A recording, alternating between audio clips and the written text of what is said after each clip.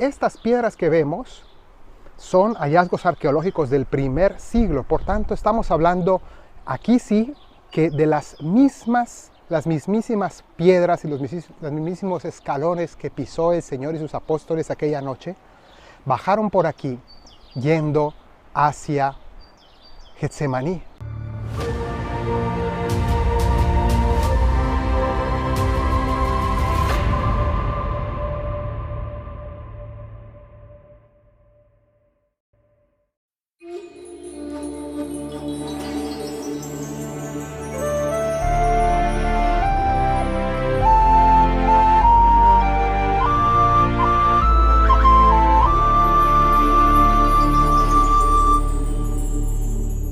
Cuando llegó el momento de preparar la Pascua, es la fecha más entrañable del pueblo judío, también Jesús quiso celebrar la Pascua con sus discípulos. Y esa celebración, precisamente este año 2022, tiene una peculiaridad, y es que va a coincidir la Pascua judía, que es la que celebró Cristo, pero al mismo tiempo con la Pascua cristiana, que es también la primera que celebró Cristo aquí en este lugar, en el cenáculo. Entonces vamos a leer este pasaje que dice así: el primer día de los ácimos, cuando se sacrificaba el Cordero Pascual, le dicen sus discípulos: ¿dónde quieres que vayamos a hacer los preparativos para que comas el Cordero de Pascua? Y entonces envía a 2 de sus discípulos y les dice: vayan a la ciudad, les saldrá al encuentro un hombre llevando un cántaro de agua. Síganlo. Y allí donde entre, digan al dueño de la casa: el maestro dice, ¿dónde está mi sala donde pueda comer la Pascua con mis discípulos? Y él les enseñará en el piso superior una sala grande, bien dispuesta y preparada. Hagan allí los preparativos para nosotros. Es decir, tiene que ser una cena muy especial, porque cada año es la cena de Pascua un momento muy especial de todos los judíos, y Jesús tenía un momento reservado muy importante para sus discípulos. Entonces les pide que hagan este preparativo aquí. Entonces ese hombre con un cántaro, lo cual era algo muy exótico porque normalmente los hombres no llevaban los cántaros, sino que eran las mujeres, cuando entra a este lugar lo siguen los discípulos y le dicen esto: vamos a visitar por tanto este lugar. Él les enseñará en el piso superior una sala grande ya dispuesta y preparada. Hagan allí los preparativos de la Pascua. Este es el lugar del cenáculo. Ciertamente, tal como lo vemos hoy, es muy distinto a lo que vieron los apóstoles. Esto ya es una arquitectura de tiempo de los cruzados, que además, posteriormente, después de ser una iglesia, fue también una mezquita, como vemos allí por los elementos arquitectónicos, y actualmente está bajo el dominio de los judíos.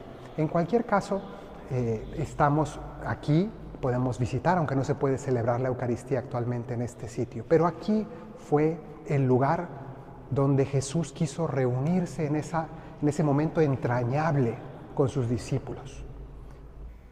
Y quiso Jesús tener este momento especial con ellos.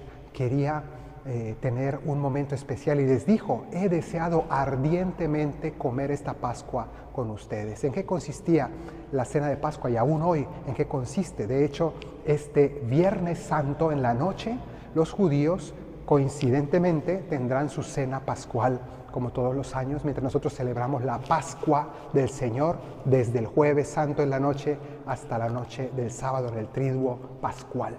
Pues bien, la Pascua cristiana celebramos nosotros en la Semana Santa, los judíos celebran la Pascua judía, y esas dos festividades se unen aquí, en este lugar. Jesús vino a celebrar esa Pascua judía que la transformó en la verdadera Pascua cristiana.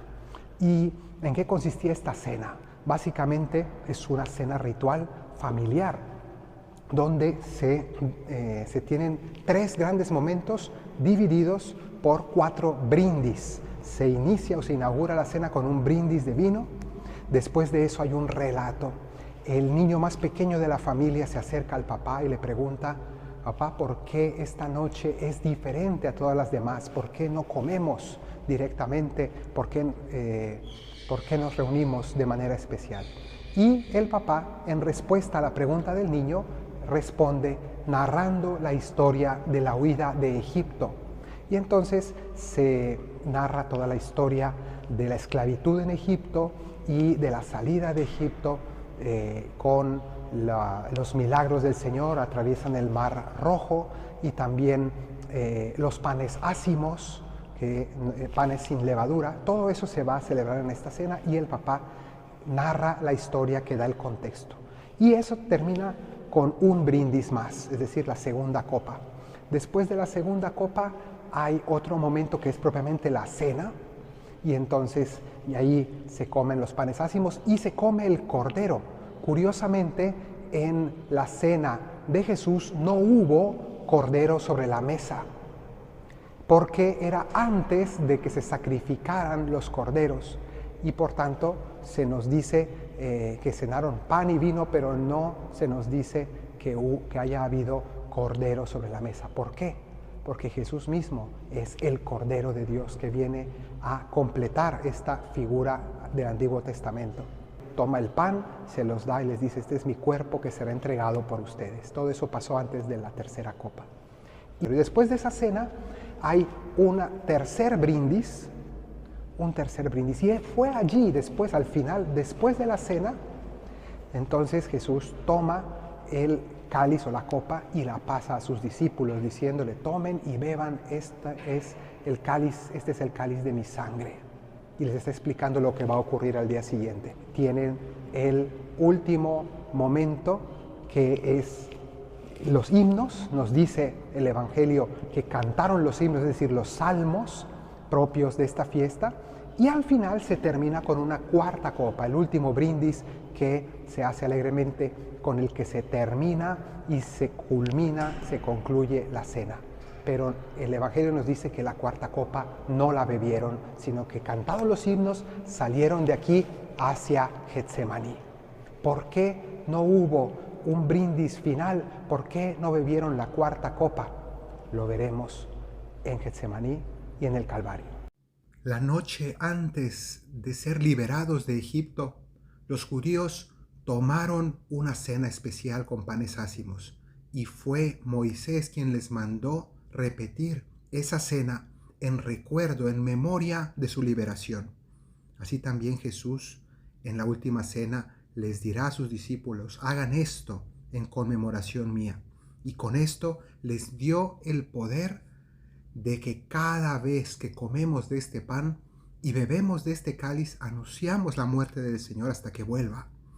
Y su presencia real se queda con nosotros. No es solo un recuerdo, una memoria en el sentido festivo, sino que es realmente una nueva presencia, un revivir, un verdaderamente volver a estar en el momento del Calvario, en el momento del sacrificio de Cristo.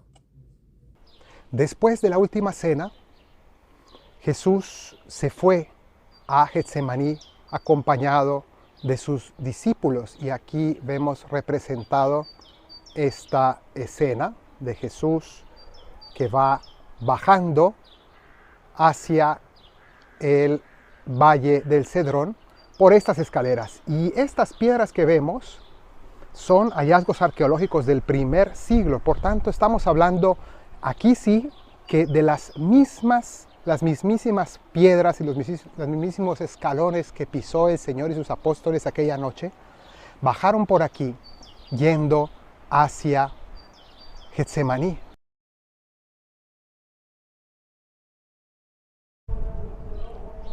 El Evangelio de San Juan nos da un dato muy específico.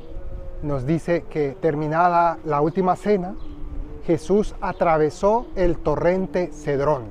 Y ahora mismo estoy precisamente en el Valle del Cedrón, o en el torrente Cedrón. Estoy aquí de pie.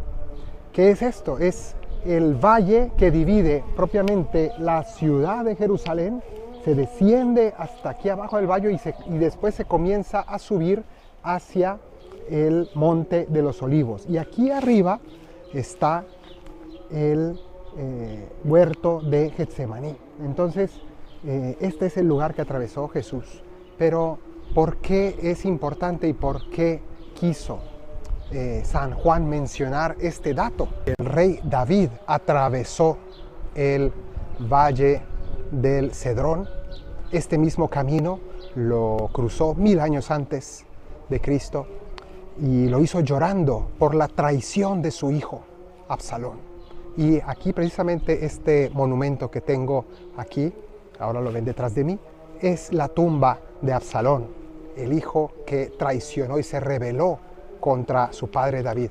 Y cuando David tuvo que huir precisamente ante la revuelta y ante la sedición organizada por su propio hijo, él tuvo que pasar por aquí huyendo hacia el desierto de Judea que se encuentra detrás del Monte de los Olivos. Pues este mismo camino, 1000 años después, Jesús lo recorre también lleno de aflicción y tristeza, pasando por este camino, por este valle de lágrimas, podemos llamarlo, para ir a orar a Getsemaní. Cuando Jesús llegó a Getsemaní, lo primero que hizo fue ir a una cueva que está aquí cerca, donde dejó a 8 de sus discípulos. Vamos a ir a conocer ese lugar porque era un lugar común para ellos, una cueva donde ellos solían venir a dormir. Es aquí al pie del Monte de los Olivos. Todo esto es aquí hacia arriba es el Monte de los Olivos y aquí abajo es el Huerto de los Olivos. Toda esta zona de aquí es el Huerto de los Olivos. En esa cueva Jesús entró con sus discípulos. Vamos a conocerla. Aquí adentro está la cueva. Esta cueva se conoce como la cueva de la traición. Volveremos en un momento para revivir también el momento de la traición de Judas, que fue aquí. Pero antes de que llegara Judas, ya también habían entrado los discípulos.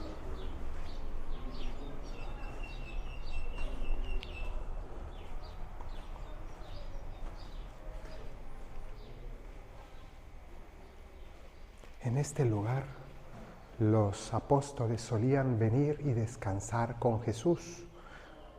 Y es por eso que Judas sabía que este era un lugar donde Jesús debía estar esa noche. Y aquí se quedaron 8 de los discípulos. Jesús se llevó a otros 3. Por tanto, 8 más 3 son 11, porque el número 12, Judas, estaba con el Sanedrín, estaba vendiendo a Jesús en ese momento, estaba trayendo a los soldados.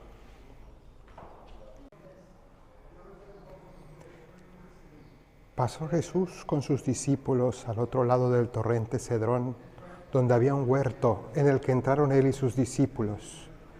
Pero también Judas, el que le entregaba, conocía el sitio, porque Jesús se había reunido allí muchas veces con sus discípulos.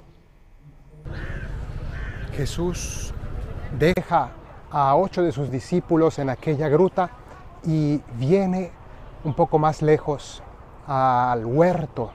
Y aquí estamos en el huerto de Getsemaní. Getsemaní significa prensa de aceite o molino de aceite.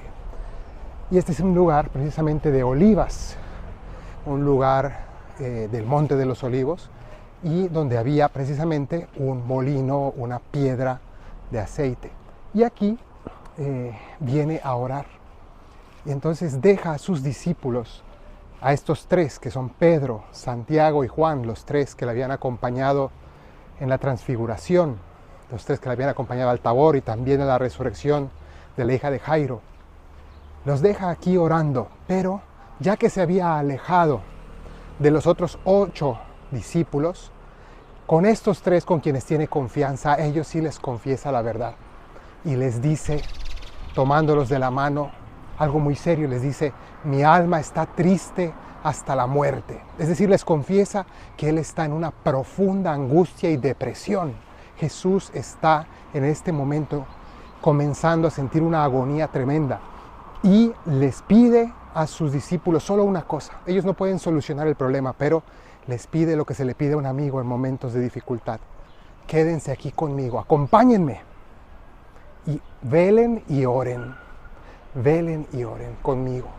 Entonces Jesús los deja aquí y se aleja, dice ahí, se alejó como un tiro de piedra. ¿Cuánto es un tiro de piedra? Bueno, podemos imaginar más o menos una distancia de algunos metros, y va a un lugar que está dentro de esta basílica. Aquí es el huerto, es un huerto muy grande, aquí solamente es una parte, la parte digamos más célebre, donde se quedaron los 3 discípulos, y luego aquí adentro de esta basílica, dentro de esta iglesia, está la roca del lugar de la agonía. Esta es la basílica de la agonía, la basílica de Getsemaní. Y ahí dentro fue el lugar donde Jesús oró y lloró y sudó sangre. Entonces vamos a entrar para conocer lo que hay ahí dentro.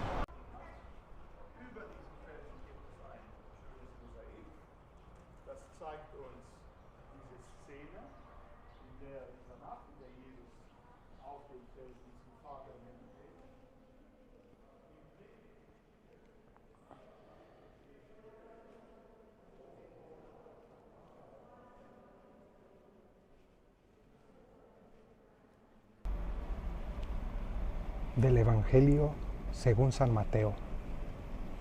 En aquel tiempo Jesús fue con sus discípulos a un huerto llamado Getsemaní y les dijo: siéntense aquí mientras yo voy allá a orar.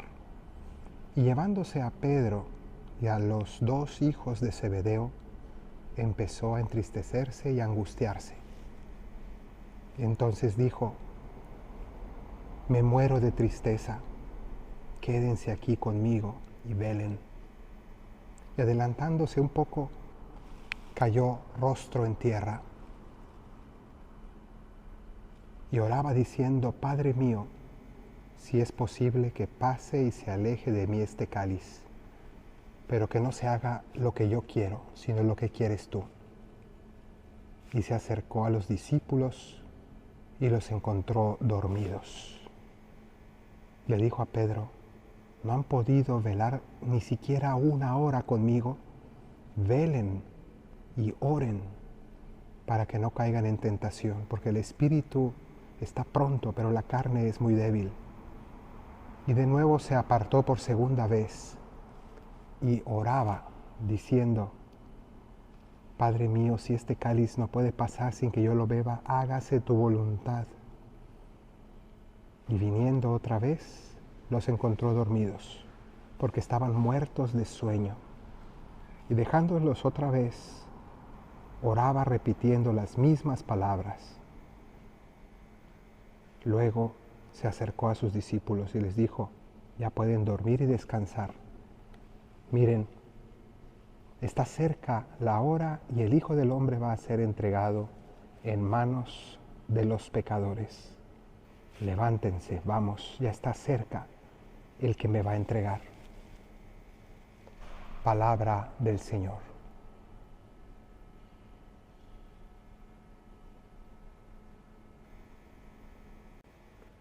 Jesús, en el momento de dolor y de tristeza, entra aquí y comienza a orar con esas palabras: Padre, si es posible que pase de mí este cáliz. Recordemos que la última cena terminó sin haber bebido la 4ª copa, y aquí Jesús pide que si es posible no tenga que beber esta copa, esta última copa, es decir, que no tenga que culminar todo este sacrificio pascual. Pero no se haga lo que yo quiero, sino lo que quieres tú, Señor. Entonces Él aquí va entregándose a la voluntad de su Padre, pero al mismo tiempo se siente solo. Le ha pedido a sus discípulos que lo acompañen. Entonces va a ver dónde están sus discípulos, los encuentra dormidos. Lo único que les había pedido era orar con Él, acompañarle, y los encuentra dormidos. Esto hace que Jesús les lance un reproche que ha dolido. en el corazón de la iglesia, cuando les dice, ni siquiera han podido velar una sola hora conmigo. Y esto es el origen de la devoción a la hora santa u hora eucarística. La iglesia acompaña a Jesús una hora, los jueves por la noche especialmente, para recordar la agonía de Jesús, que no solamente fue hace 2000 años, sino que continúa ante el pecado y la ingratitud de los hombres, ante las almas que se pierden, ante la inconsciencia de la humanidad. Hay todavía una agonía, hay todavía que acompañar al Señor. Los amigos de Jesús dormían, mientras que los enemigos de Jesús estaban bien despiertos, viniendo hacia aquí para prenderlo, para atraparlo, para traicionarlo, en el caso de Judas.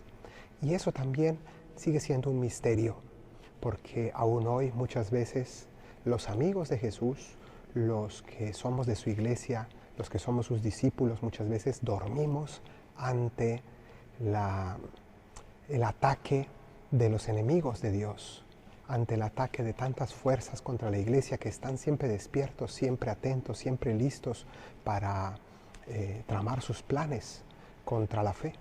Y sin embargo, en el caso nuestro muchas veces somos inconscientes de ello, estamos tranquilos, demasiado pasivos ante los problemas de la iglesia.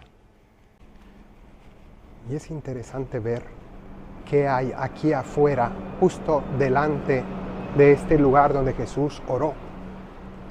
Precisamente aquí, frente a la fachada de esta iglesia, que obviamente no existía cuando Jesús estuvo aquí en el huerto, pero en este lugar donde Jesús oraba tenía precisamente delante el templo de Jerusalén. Jesús oraba seguramente mirando hacia la fachada del templo. Ahora tenemos aquí la puerta dorada y un poco de la cúpula dorada de la mezquita de la Roca.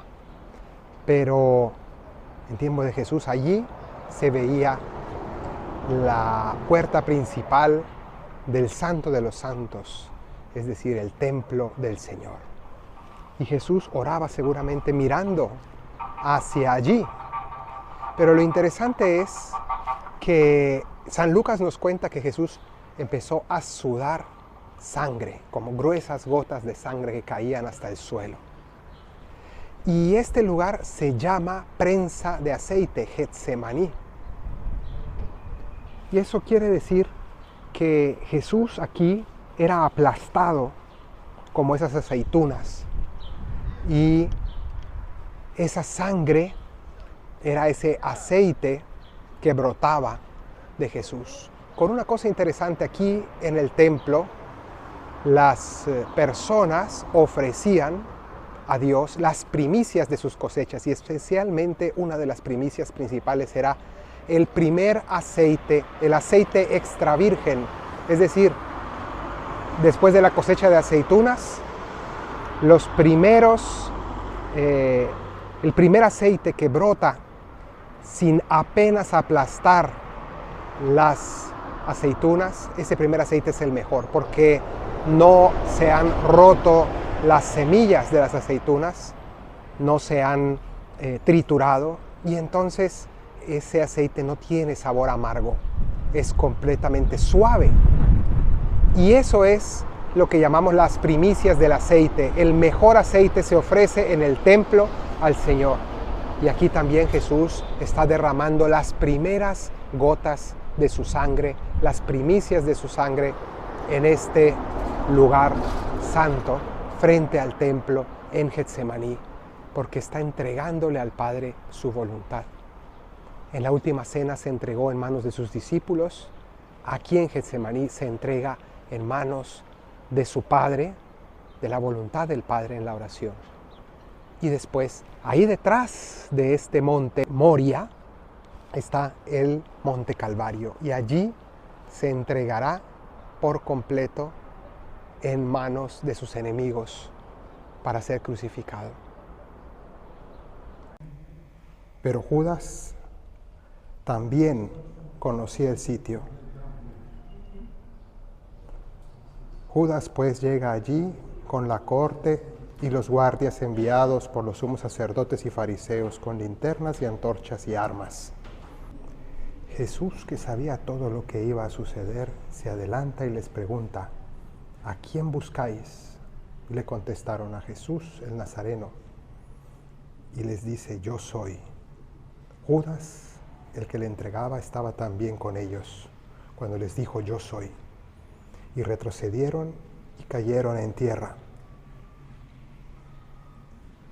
Les preguntó de nuevo: ¿a quién buscáis?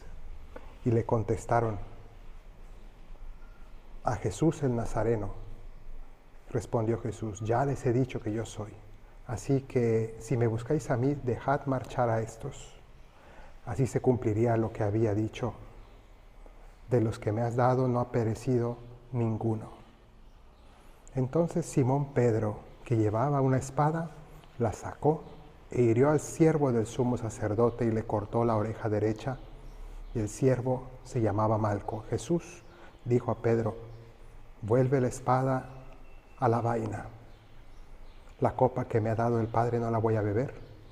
Y entonces la cohorte, el tribuno y los guardias de los judíos prendieron a Jesús y le ataron y le llevaron a casa de Anás. Volvieron a subir por aquí ya Jesús atado y capturado para su juicio en este lugar también. Aquí estamos precisamente en la casa de Anás y Caifás. Entonces, esto que tenemos aquí nos muestra la escena de Jesús atado, prisionero, que también pasa por estas mismas escaleras, sube hacia su juicio. Este es el camino que recorrió Jesús aquella noche 2 veces, de ida hacia Getsemaní y de regreso para ser juzgado aquí por la noche. Dice el Evangelio que una vez que ataron a Jesús en Getsemaní, lo llevaron primero a casa de Anás. Bueno, la casa de Anás era en este lugar. Aquí hay una iglesia hoy donde fue el lugar del juicio inicuo, el juicio injusto de Jesús, el juicio nocturno, ilegal, que le hicieron a Jesús. Fue en este lugar, y aquí también está el calabozo de Jesús, es decir, donde lo encerraron toda la noche, y eso lo vamos a visitar ahora. Pues en este lugar vamos a leer lo que aquí ocurrió. Del Evangelio según San Juan. Prendieron a Jesús en Getsemaní, lo ataron y lo llevaron primero a casa de Anás, suegro de Caifás, el sumo sacerdote de aquel año. Caifás era el que aconsejó a los judíos que convenía que muriera uno solo por todo el pueblo. Los hombres que le tenían preso se burlaban de él y le golpeaban, y cubriéndole con un velo le preguntaban: adivina, ¿quién te ha pegado? Y le insultaban diciéndole otras muchas cosas. En cuanto se hizo de día, se reunió el consejo de ancianos del pueblo, sumos sacerdotes y escribas, y le hicieron venir al Sanedrín, y le dijeron: si tú eres el Cristo, dínoslo. Él respondió: si os lo digo, no me creeréis. Si os pregunto, no me responderéis. De ahora en adelante el Hijo del Hombre estará sentado a la diestra del poder de Dios. Dijeron todos: entonces tú eres el Hijo de Dios. Él les dijo: vosotros lo decís, yo soy. Y ellos dijeron: ¿qué necesidad tenemos ya de testigos? Pues nosotros mismos lo hemos oído de su propia boca.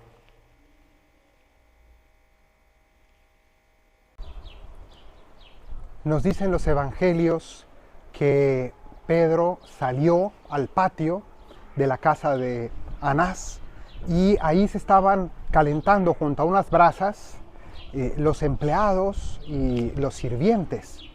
Y es allí donde ocurre esta escena que está representada en esta escultura que tengo aquí delante. Y dice así: mientras Pedro se quedaba afuera, junto a la puerta, la muchacha portera dice a Pedro: ¿no eres tú también de los discípulos de ese hombre? Él le dijo: no, yo no lo soy. Los siervos y los guardias tenían unas brasas encendidas porque hacía frío, y se calentaban. También Pedro estaba con ellos calentándose. Le dijeron, ¿no eres tú también de sus discípulos? Y él lo negó diciendo, no lo soy. Uno de los siervos del sumo sacerdote, pariente de aquel a quien Pedro había cortado la oreja, le dice, ¿no te vi yo en el huerto con él? Y Pedro volvió a negar. Y al instante cantó un gallo.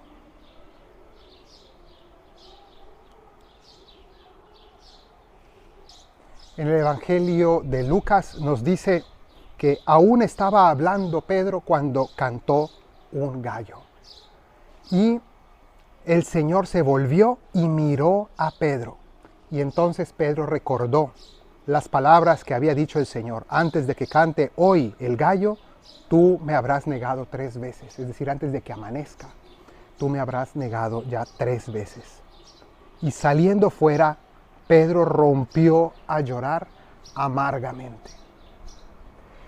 Esto nos hace pensar en una cosa, y es que Jesús, adentro de este lugar, delante del sumo sacerdote, es decir, el hombre más poderoso de todo el pueblo de Israel, Jesús estaba dando testimonio valiente hasta la muerte ante el hombre más poderoso y ante todo el Sanedrín, que era el senado del país. Y aquí afuera Pedro, en cambio, estaba junto a la criada, es decir, la persona de menor rango de todos. Y ante esa persona, Pedro no fue capaz de dar testimonio de la verdad. Tuvo pavor, tuvo miedo y se rindió y no fue capaz de confesar su amistad con Cristo y su fidelidad al Señor.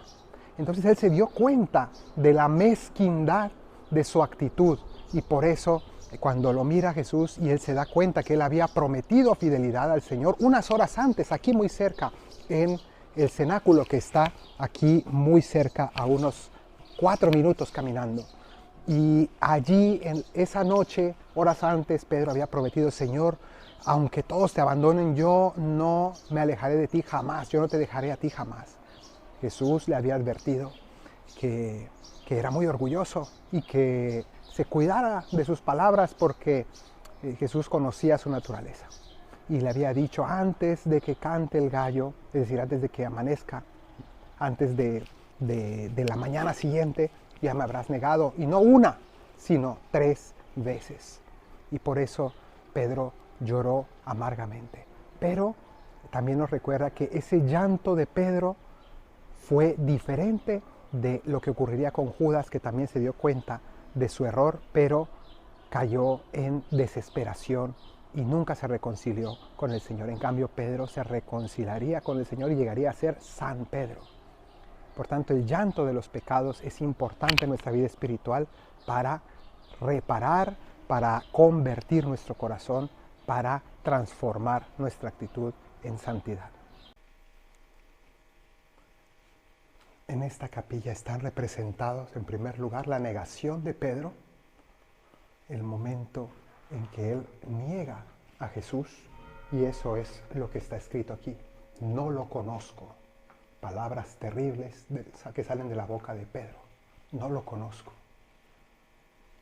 Pero después de que canta el gallo y de que Jesús lo mira a los ojos, viene el segundo momento, que es este, representado en este icono. Saliendo fuera, Pedro lloró amargamente. Y aquí se representa ese momento de amargura al darse cuenta y reconocer su traición. Y eso es lo que está escrito en esta lápida. Saliendo fuera, Pedro lloró amargamente. En Lucas 22, 62. Pero ahí no acaba la historia. Después se nos representa otra escena. Y esta ya es junto al lago de Tiberíades. En el Evangelio de San Juan, capítulo 21, se nos dice que Jesús, caminando junto a la playa y de nuevo junto a unas brasas, así como aquí Pedro había traicionado a Jesús, calentándose junto a unas brasas, también allí Jesús preparó unas brasas para cocinar el desayuno de los apóstoles junto al mar, después de su resurrección. Y Jesús le preguntó 3 veces a Pedro: Pedro, ¿me amas? Las 3 veces Pedro respondió: Señor, tú sabes todo, tú sabes que te quiero. Apacienta a mis corderos, apacienta a mis ovejas. Las 3 veces Jesús lo confirmó. Le perdonó 3 veces, porque 3 veces Pedro lo había negado, y 3 veces lo confirmó en su misión, diciéndole: no me arrepiento, tú eres el elegido para guiar a la iglesia. Después de su condena, Jesús fue de nuevo atado de esta manera y descolgado con esas cuerdas a través de este orificio en las piedras para enviarlo al calabozo.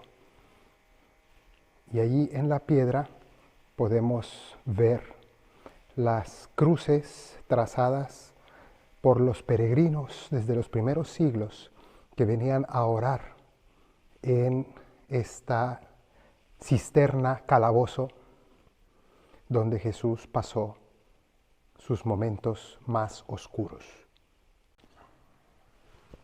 Ahora estamos entrando al calabozo en el que fue puesto Jesús la noche del juicio. Fue descendido por este hoyo, colgado, atado con cuerdas, y colgando bajó hasta esta fosa. Y aquí adentro, que ahora está limpio, pero en aquel momento estaba lleno de humedad, algo de agua, ratas seguramente y todo tipo de bichos, y una completa oscuridad. Aquí pasó la noche del Jueves Santo Jesús. Y en este lugar es donde recordamos la noche de tristeza, de dolor, de oscuridad del Señor. En este lugar Jesús se hizo solidario con todas las personas que sufren profundas depresiones y angustias, momentos de oscuridad, prisioneros, secuestrados, personas privadas de su libertad o de su dignidad, personas que pasan momentos de profunda angustia. También Jesús lo experimentó, se solidarizó precisamente para llevar luz a los que viven en la oscuridad. En este lugar se suele orar con el Salmo 87, que expresa los sentimientos del corazón de Jesús en esa noche oscura, en estos calabozos. Señor Dios mío, de día te pido auxilio, de noche grito en tu presencia. Llegue hasta ti mi súplica, inclina tu oído a mi clamor, porque mi alma está colmada de desdichas y mi vida está al borde del abismo. Ya me cuentan con los que bajan a la fosa, soy como un inválido. Tengo mi cama entre los muertos, como los caídos que yacen en el sepulcro, de los cuales ya no guardas memoria, porque fueron arrancados de tu mano. Me has colocado en lo hondo de la fosa, en las tinieblas del fondo. Tu cólera pesa sobre mí. Me echas encima todas tus olas. Has alejado de mí a mis conocidos. Me has hecho repugnante para ellos. Encerrado no puedo salir, y los ojos se me nublan de pesar. Todo el día te estoy invocando, tendiendo las manos hacia ti. Harás tú maravillas por los muertos. Se alzarán las sombras para darte gracias. Se anuncia en el sepulcro tu misericordia o tu fidelidad en el reino de la muerte. Se conocen tus maravillas en la tiniebla o tu justicia en el país del olvido. Pero yo te pido auxilio, por la mañana irá a tu encuentro mi súplica. ¿Por qué, Señor, me rechazas y me escondes tu rostro? Desde niño fui desgraciado y enfermo. Me doblo bajo el peso de tus terrores. Pasó sobre mí tu incendio, tus espantos me han consumido. Me rodean como las aguas todo el día. me envuelven todos a una. Alejaste de mí amigos y compañeros. Mi compañía son las tinieblas.